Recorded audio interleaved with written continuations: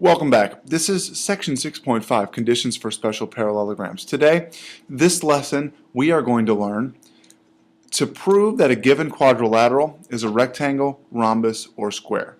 So we're going to learn some properties that can distinguish each of those from one another. Included in this lesson is a short little field trip. We're going to go there now. So this is me taking us on a field trip. Okay? So here we are. Alright, we're on. We're coming to you live from my hallway right now. Okay? And I thought that this would be a great opportunity to show you a real-life example of some of these parallelograms that we've been going through in class. And so we're going to go on a field trip up to my attic upstairs, and I'm going to show you a couple of these real-life parallelogram examples. Okay? So here we go. I'm going to keep us rolling live, and we're going on a field trip to the attic. So here we go. Alright. We are going to be going up the attic stairs. So we have to climb the ladder. So here we go. Almost dropped there. We're going up. I hope none of you are afraid of the dark. Don't worry, there's a light up here. Okay, here we go. And here we are. Okay, welcome to the attic. We are here now. And behind me, you will see this is my chimney. The furnace is right out past me here, and what I'm really going to want you to take note of is the trusses here on the roof. So let me show you. Okay, do you see all of these boards that are going up and down? Okay, you see that one over there? That's one of the corners of the roof of my house. And here are all of the trusses that make up the roof. Okay, there's another corner of the house, and as you can see as we go around, they're running all up to the peak of the roof up here behind me. Okay, so what I'm going to point out to you now is I'm going to point out to you one of many parallelograms that are formed in the roof of my house. Okay, so here we go. Check this out. If you look at these two boards that are running right here, okay, you're going to see as we pan up to the roof, I'm looking straight up from my attic stairs, they come to the peak right there, right up next to the chimney.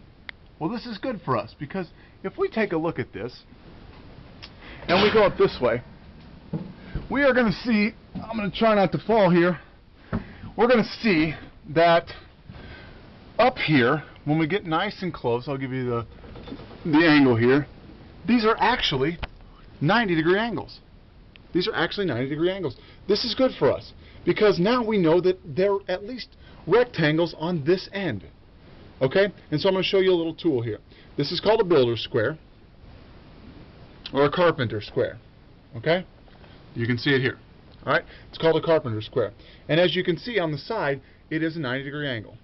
And so when I hold it up to this truss up here, this roof truss, try not to drop the camera, we can see, don't want to fall here, we can see that it sits in this corner with no gap on the back, no gap on the sides, and it forms a 90-degree angle. So look, you see how it's a 90-degree angle right there? That's what they use, and they put that in the corner, and if it's snug up against the bottom, here where my thumb is, and if it's snug on the side here, they know that that's a 90-degree angle. How do we use that? Well, we would use that to say that if there is a builder's square that's saying it's a 90-degree angle, and we have one of those in each of the four corners, as we learned in our theorem the other day, that's a rectangle, a right angle. It's four right angles that form a parallelogram. Okay? So thanks for taking this little field trip with me, guys. Let's get on to the lesson. Alright, we're back from the field trip. I hope you guys enjoyed seeing that real-life geometry in action, because realistically, that's what this is all about.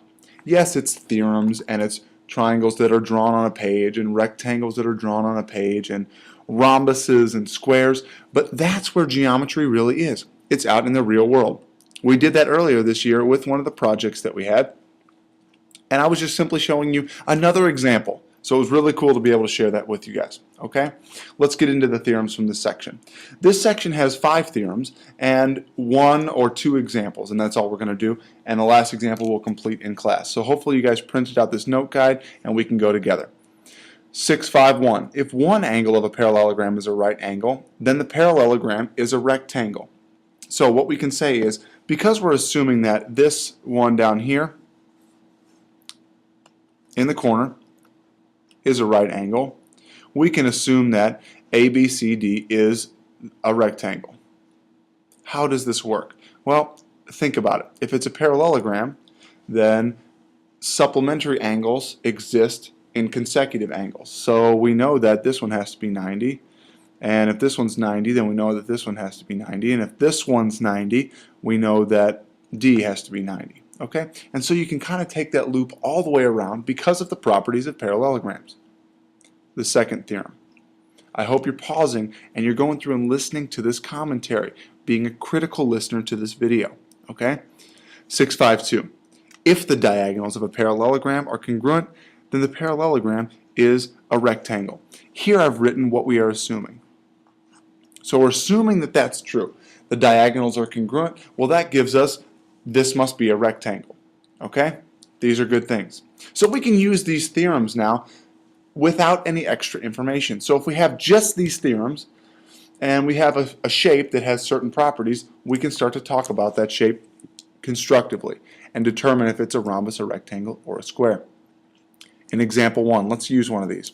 A contractor, which is someone who is in charge of building the house, built a wood frame for the side of a house so that segment XY is congruent to segment WZ. So let's mark this. So XY is congruent to WZ. Okay? And segment XW is congruent to YZ. They used a tape measure for this. That's really not a big surprise here. Using a tape measure, they found that XZ is congruent to WY. So this here is congruent to WY. Why must the frame be a rectangle? That was a terrible line. So why must the frame be a rectangle? They're saying, code word. What theorem do we use? So we look up at our theorems. If the diagonals of a parallelogram are congruent, then the parallelogram is a rectangle. Okay? Do we know that this is a parallelogram? Yes. We can say that XYZW is a parallelogram.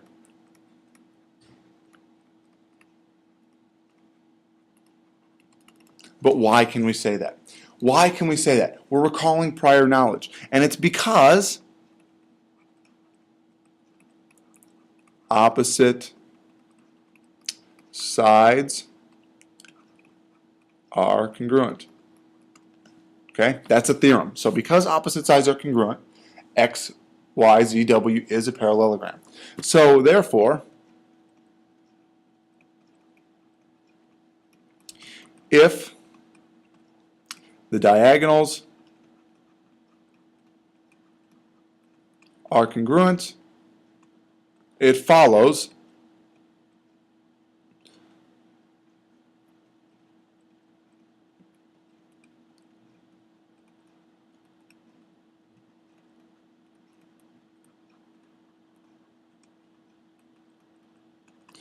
XYZW is a rectangle. So because XYZW is a quadrilateral, we measured the sides.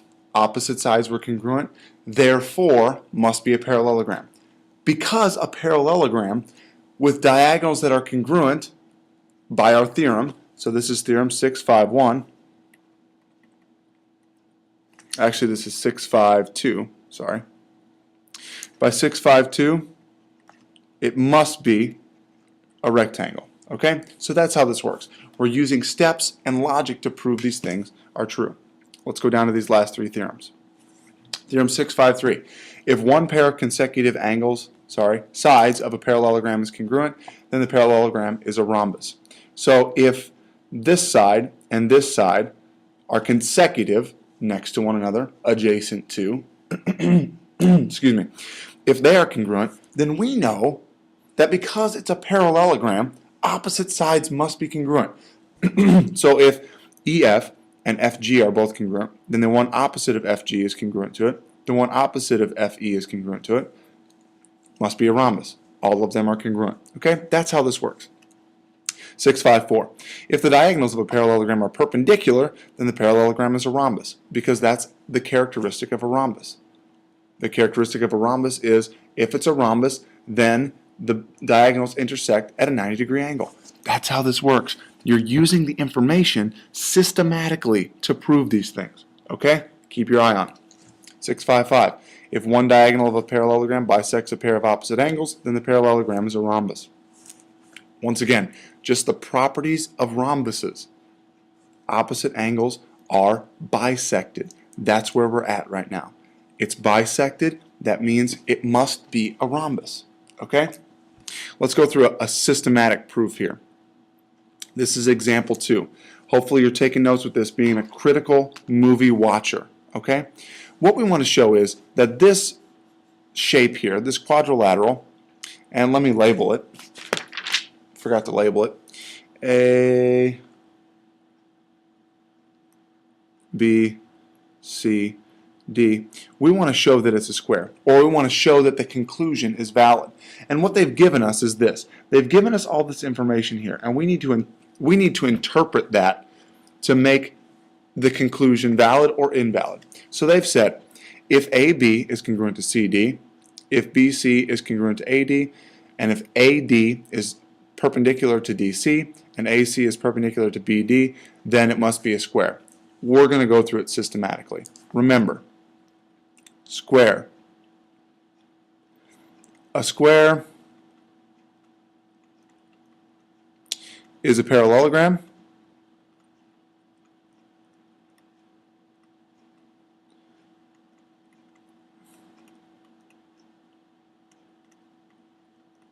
That's a rhombus with 4 right angles.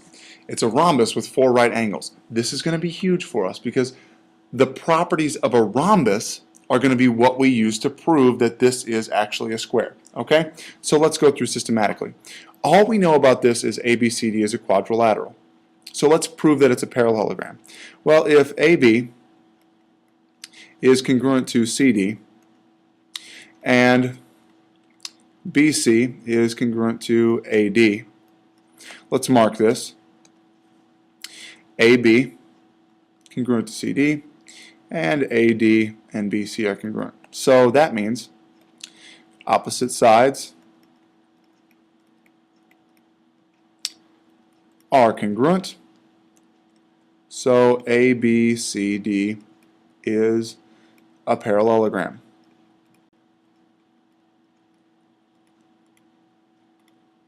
So it's a parallelogram. So that's our first part that we need to show.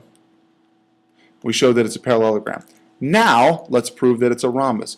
Remember, just because these two are marked congruent and these two are marked congruent and they don't have all of the same markings doesn't mean that they're not congruent yet, because we haven't proven that yet. All we know is that opposite sides are congruent so far.